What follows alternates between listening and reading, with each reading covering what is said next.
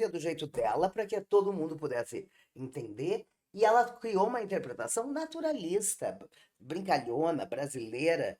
E então, assim, de repente, a Dercy virou referência para inúmeros atores que faziam teatro mais clássico, mas que também estavam interessados em coisas mais de vanguarda, brasileiras. Você não pode esquecer também que a gente teve toda essa busca por uma arte brasileira, né, com a Semana de 22 ali e tal. Então havia um interesse grande. Claro, quem consumia o teatro mais clássico eram as elites. Uhum. E eu acho assim incrível eu poder ter essa oportunidade de estar fazendo isso agora. Por quê?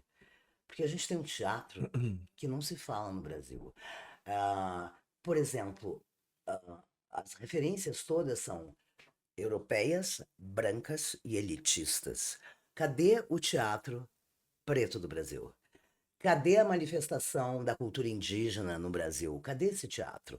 Então, o que eu vejo nesse momento, que eu acho uma das coisas mais transgressoras que a gente pode ter nesse momento, é uma geração de atores que está em busca do verdadeiro teatro brasileiro de raiz.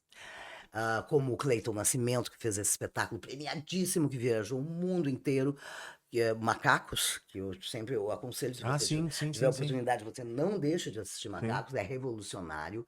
E outros trabalhos em cima das culturas indígenas e tal. Então tem grupos incríveis agora trazendo um teatro de raiz brasileiro. Uma coisa muito legal que tu falou em algumas entrevistas é que tu tá numa situação onde tu pode curtir, vibrar e levantar a mão pra cima, porque os indígenas, negros, gays, travestis, eles não dependem mais da tua voz ou de uma outra pessoa que venha cá que eu vou fazer por ti. Dentro de cada grupo desses, e não podemos chamar de grupo, mas eu acho que é a única maneira que eu posso exemplificar, Ah, já tem representantes, sim, né? sim. Fazendo isso com autoridade para que tudo, de uma forma, a gente consiga que seja unificado.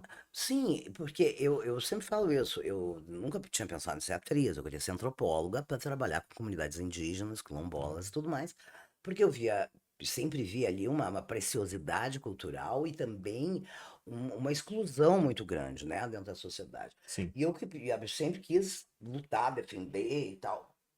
Mas acabou que eu acabei entrando para teatro, né, na faculdade, acabei descobrindo esse caminho que também é um lugar onde eu posso ter voz para denunciar todos esses absurdos e É, tudo mais, porque eu sempre digo, se eu tivesse isso exato. naquela época, 1981, para a Amazônia, por exemplo, para o Xingu, eu estaria morta. Porque eu ia me botar Inviável. na frente de garimpeiro, eu ia me botar na frente de madeireiro, enfim, eu estaria morta junto com tantos indígenas que morreram. Mas o que eu vejo hoje, que é isso, ninguém precisa do meu maternalismo nem do meu paternalismo.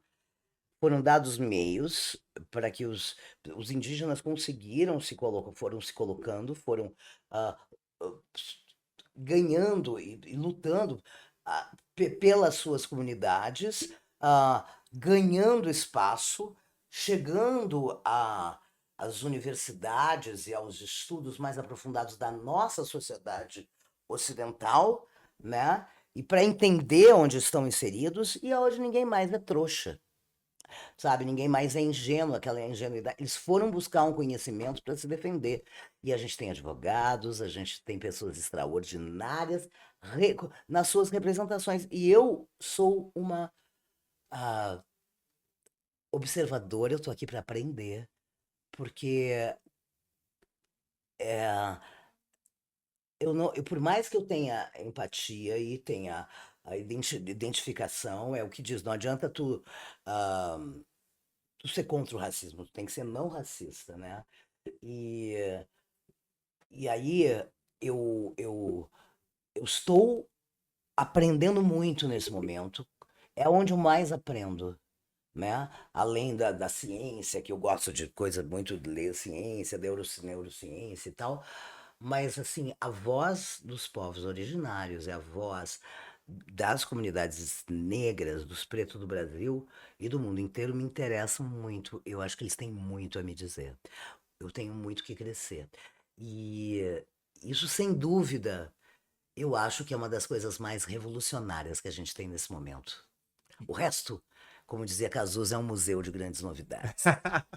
E olha só, o meu pai, ele nunca foi ao teatro. Olha. A minha mãe tá viva, nunca foi ao teatro. E hoje em dia, quando a gente vai ao teatro, eu não sou o único negrão lá, Ah, sim, né? sim. Quando tu tá no palco, Hum, né? E são palcos, né? Não só o teatro, mas quando esses 15 anos que tu fizeste a Terça Insana, tem palcos que a gente sabia que era inacessível. Um bom paralelo que eu pego é o próprio Rio Grande do Sul. uhum, Para ouvir samba ou samba rock, era só dentro do Bambas da Orgia, dos Imperadores do Samba, do Estado Maior da Restinga. uhum. As coisas foram mudando de 1999 para cá. Ontem, por que que a gente tem que tocar para um público seleto? Por que que vocês têm que se apresentar para um público seleto? Tu quer se apresentar por uma diversidade. O que que tu Sim. enxerga do palco hoje em dia? Pô, uma boa mudança, né? Eu, Tem que melhorar, mas uma boa mudança, né? não, eu vejo uma grande diversidade e uma diversidade enorme de público. Vejo também, por outro lado, é, isso não tem a ver com a diversidade, mas tem a ver ah, com o que as pessoas estão consumindo, uma dificuldade, às vezes, que as pessoas têm de entender certas coisas ah, que não tem a ver com o Instagram delas. Entendeu? Ótimo. Então eu acho, assim, com o que os algoritmos entregam. Então eu acho que, assim, ao mesmo tempo que a gente tem uma grande diversidade da nossa plateia, ah, e também uma grande diversidade de, de criação artística, eu acho que a gente precisa começar a circular as ideias para que todos nós possamos crescer juntos. Porque se tem uma coisa que tu percebe nas comunidades indígenas, por exemplo, é que o conhecimento não é uma moeda de venda. O conhecimento tem que ser comum àquela comunidade inteira. Todos precisam dividir e ter o mesmo conhecimento para crescerem como grupo. Sabe? Porque se eu sei uma coisa que tu não sabe, então te vendo isso e tu não sabe, então tu fica doente, eu não vou te dar o. Então, assim, se tu quer crescer como grupo, esse conhecimento precisa se expandir. E eu acho que é isso. As plateias precisam estar diversas. Dentro, os espetáculos têm que falar dos mais diversos temas para que a gente possa, como sociedade brasileira, amadurecer, ganhar conhecimento, e assim, isso em termos de educação, em termos de tudo. É preciso que a gente cresça juntos para deixarmos de ser vítimas, reféns, sabe? Então, assim, eu vejo a coisa crescendo, mas eu ainda acho que tem, temos muito a ser feito, né? Temos muito a ser feito. E eu tenho me interessado muito, por exemplo, aqui em São Paulo, a gente tem grupos muito interessantes de teatro, teatro alternativo, que essas coisas me interessam demais, sabe?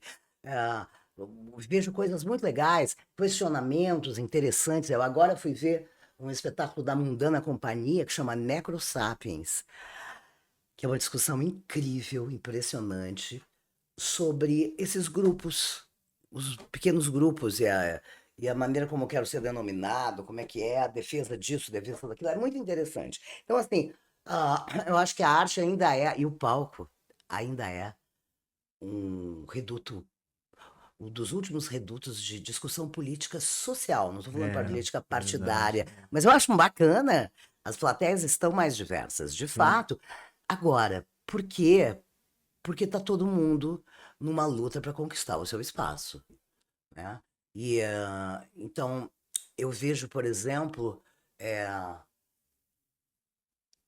que em alguns lugares as pessoas que preferem uma coisa mais elitizada, mais assim, nem sempre têm o conhecimento que os outros têm. Então ficam Exato. numa mesmice. O que eu vejo agora, nesse momento, em relação ao teatro mais clássico.